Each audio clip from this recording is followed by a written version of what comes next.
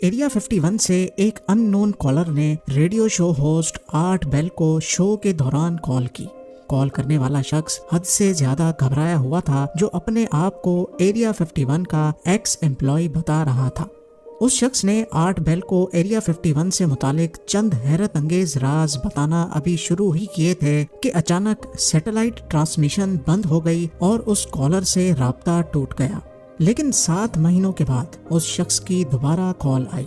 नाजरीन, हमारी दुनिया तरह तरह की मिस्ट्रीज से भरी हुई है। ये मिस्ट्रीज कुछ ऐसे वाकयात, ऐसे इंसिडेंट्स या फिर ऐसी डिस्कवरीज की वजह से पैदा होती हैं जिन पर यकीन लाना इंसानी दिमाग के बस की बात नहीं होती। और यही वजह है कि आज तक इन मिस्ट्रीज का कोई सॉल्यूशन नहीं निकाला जा सका। आज हम 5 ऐसी ही मिस्ट्रीज के बारे में जानेंगे जिनको आज तक सुलझाया नहीं जा सका।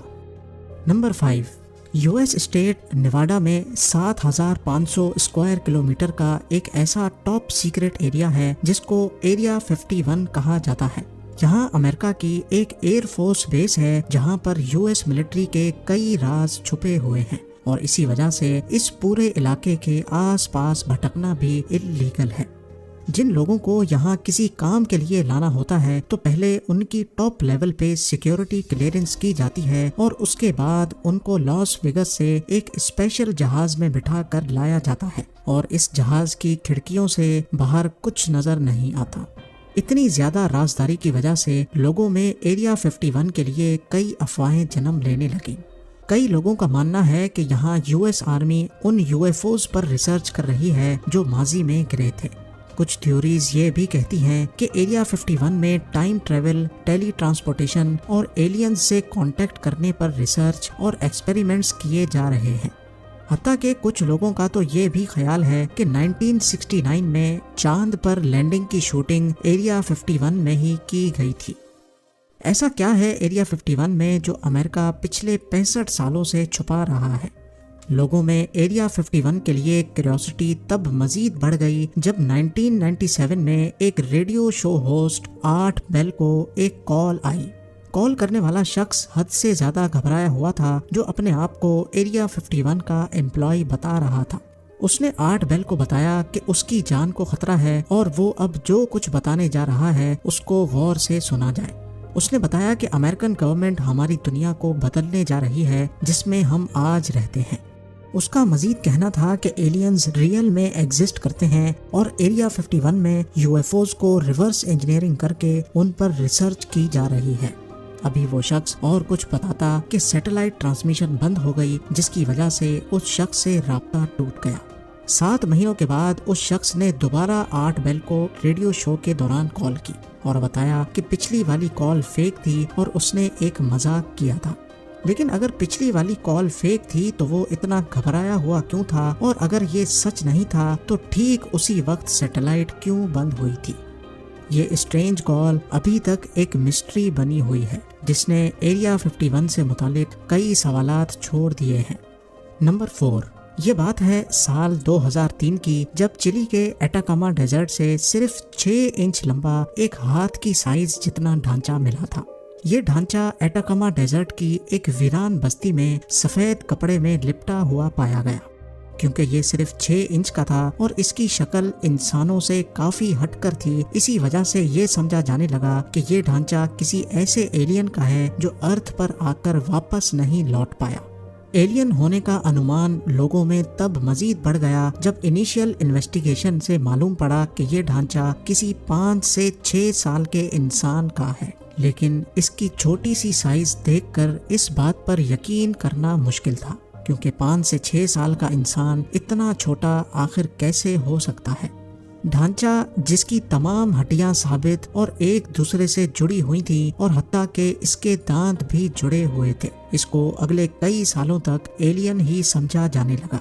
लेकिन फिर 2013 में इस पर डॉक्टर्स की एक टीम ने रिसर्च शुरू कर दी।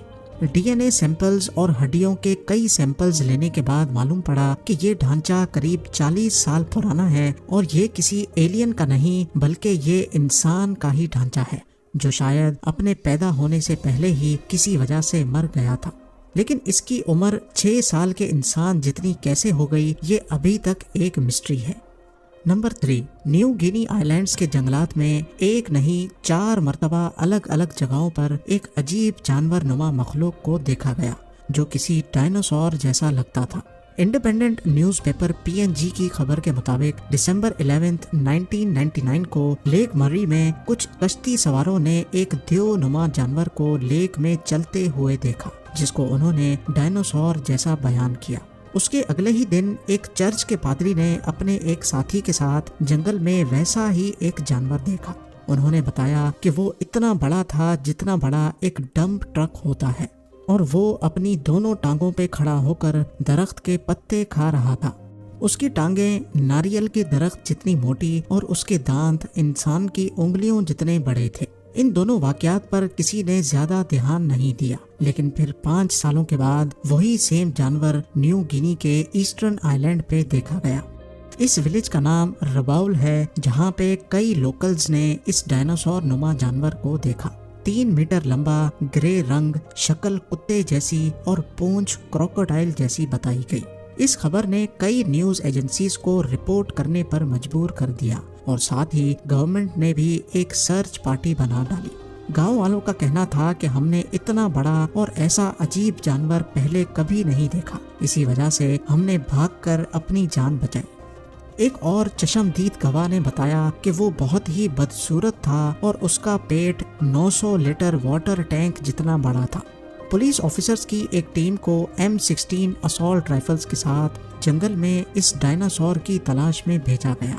गवर्नमेंट ऑफिशियल्स का कहना था कि पुलिस को ऐसा कोई जानवर नहीं मिला, लेकिन गांव वालों का कहना था कि पुलिस वाले उसको मारकर किसी सीक्रेट जगह पर ले गए हैं जहां उस डायनासोर पर रिसर्च की जा रही है। जैसा गांव वालों ने उसका होलिया बताया था, वैसा ही एक डायनासोर इग्वानाडोन के नाम से जाना जाता था। ये प्लांट खाने वाला डायनासोर 6 से 8 टन वजनी और 15 फीट लंबा हुआ करता था। लेकिन इस वाक़े की असल हकीकत आज तक एक मिस्ट्री बनी हुई है। नंबर 2, कुछ लोगों के लिए ये जहन्नम का दरवाजा है, लेकिन साइंस इसको क्रेटर कहती है। नाम चाहे इसका कुछ भी हो, लेकिन इस बात में कोई शक नहीं कि ये क्रेटर दिन ब दिन बड़ा होता जा रहा है। रशिया में वाक़े बटागाइका क्रेटर ईस्टर्न साइबेरिया में मौजूद है, जो दुनिया का सबसे बड़ा क्रेटर है। इसकी खास बात यह है कि ये हर साल 30 मीटर तक अपने आप बड़ा हो जाता है। फिलवक्त इसकी लंबाई 1 किलोमीटर और गहराई 282 फीट है, लेकिन सैटेलाइट इमेज के जरिए ये देखा गया कि 1991 में ये आधे किलोमीटर जितना लंबा था और उसके बाद बढ़ते बढ़ते 2018 में इसकी लंबाई 0.65 किलोमीटर या फिर 650 मीटर्स तक रिकॉर्ड की गई। लोकल्स का मानना है कि इस क्रेटर के अंदर से अजीब अजीब आवाजें सुनाई देती हैं, जैसा कि कुछ गलत होने वाला है, और इसी वजह से इसका नाम जहन्नम का दरवाजा या फिर डोर टू हेल रख दिया गया है। लेकिन साइंसदानों का मानना है कि ग्लोबल वार्मिंग की वजह से अर्थ का ये हिस्सा मेल्ट हो रहा है, जो पिछले लाखों सालों से फ्रोजन कंडीशन में था, पर आज भी इस क्रेटर को बड़ी खौफ की निगाहों से देखा जाता है। और अब नंबर 1, 1920 में एक कमर्शियल जहाज पेरू के ऊपर से गुजर रहा था, तभी पायलट ने जमीन पर अजीबो गरीब फिगर्स बनी हुई देखी। ये फिगर्स जमीन के इतने बड़े एरिया पर फैली हुई हैं कि जमीन पर रहकर इनका अंदाजा लगाना नामुमकिन है। नेज़का लाइंस के नाम से पहचानी जाने वाली ये फिगर्स पेरू में 200 मील के एरिया पर फैली हुई हैं। कुछ पहाड़ों के ऊपर बनी हैं तो कुछ को फ्लैट सरफेस पे देखा जा सकता है। जियोमेट्रिक शेप से लेकर यहाँ जानवरों और परिंदों के स्केचेस भी देखने को मिलते हैं, जिनमें से कई फुटबॉल फील्ड्स जितने बड़े हैं। अभी तक टोटल 24 शेप्स इस एरिया से ढूंढी जा चुकी हैं और शायद कई अभी तक हमारी नजरों से ओझल हैं।